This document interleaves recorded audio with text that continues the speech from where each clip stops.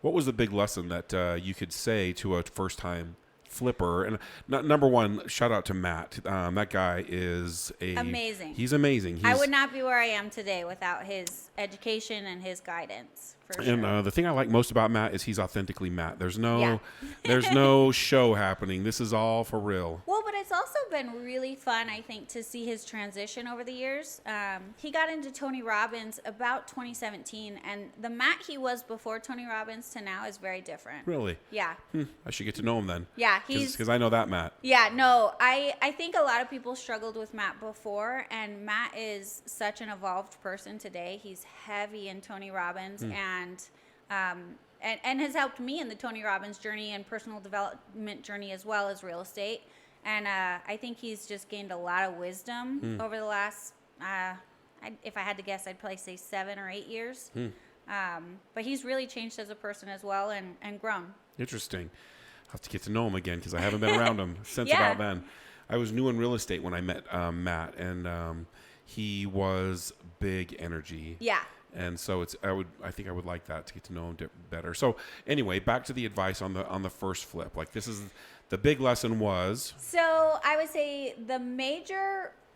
There's 2 major lessons that I learned on that flip. One was that I didn't know my numbers and I trusted wholesalers on the ARV.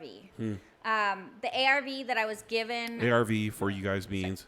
After repair value. Okay. So the ARV that I was given from the wholesaler, and I didn't know any better because you need to know ARVs a little in rentals, but you need to know your ARV a lot in flips. It is a much more important number in flips. It's your bottom line. Yeah.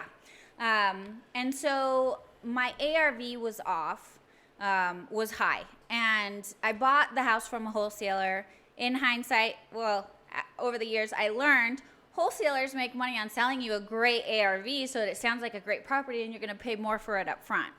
As I learned on that one, I checked my own ARVs. On my first several flips in 2017, I had 3 different realtors pull what they think they could sell it for as though they were going to sell it for me. So they needed to give me accurate information, and I would compare the 3 numbers until I got better at the ARVs. Okay. So just for you folks out there, people who are flippers and investors have their own language. Sorry. It's okay. No, it's okay. And so ARV, after repair value, is I'm going to buy this house just for the sake of easy math for $100,000. I'm going to do the repairs on the house, and I think if I look at the house, it's going to cost me $50,000 to get the house up to speed. This is no way realistic, but it's just a good simple math. And so I'm into the house $150,000. If I can't sell the house for more than that, then I'm in trouble. Right. It's easy math. More than that, plus realtor fees, plus closing costs.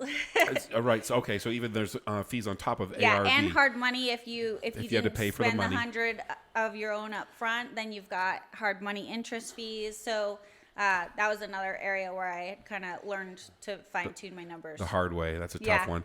So you have all these costs associated with buying, investing, and flipping in real estate that if you don't know those numbers down to the brass tacks, you will end up paying out of your pocket at the end. And it's a lot of work. Yeah. It's a tremendous amount of work to pay someone else to take the house. Yeah. Right. You pay someone to give them a better house. It's such a and it feels lovely like a kick feeling. in the neck. And I've seen this over and over again with investors that come in and they'll think to themselves, well, I would never live in a house that only had only this kind of flooring, or I would never put up with that kind of countertop. Yep. But you're in a neighborhood where that kind of countertop is actually nicer than every other house. Yep. And so your ARV, there's some fluctuating values in there that you have to really understand, like what's the level of benefit or what am I thinking of here? Return on investment. Your return on your investment. Does this house need to be marble? No. This house is in a neighborhood where a nice laminate would ring the bell. Like it would be a great thing. 100%. And so there's a lot to investing that I find it fascinating. That was the other lesson we learned, is that it was my first flip and I was like, oh, I'm going to make this house so beautiful. I'm going to do all the things that I would do. I completely overlooked the budget for what I thought someone would want.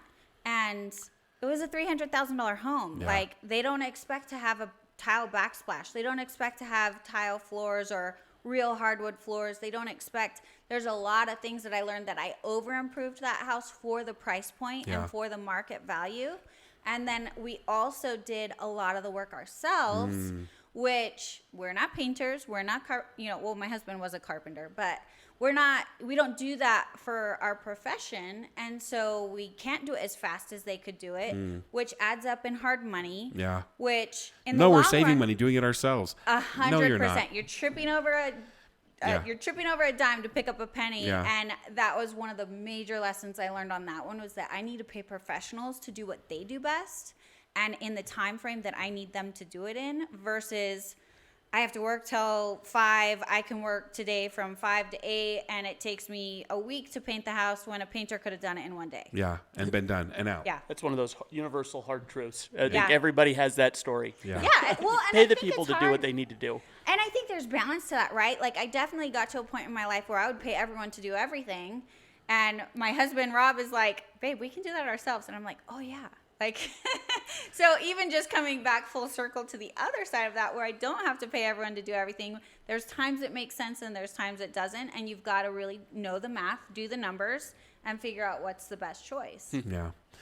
So, investors out there, listen up. This is a big lesson. I haven't met an investor yet who hasn't had this lesson in some way, where hard money's bit him in the butt, or they over improved. I'm trying to think of the right words for that, but you get what I'm saying, is like, we're putting marble throughout this house and it doesn't need it. And so a lot of those things are happening. Rob, why would somebody want to watch this podcast? Why wouldn't you? We have a good time. You're going to learn something. And by the way, it's awesome. You should click it. You should watch it. Thanks for tuning in. Subscribe right now.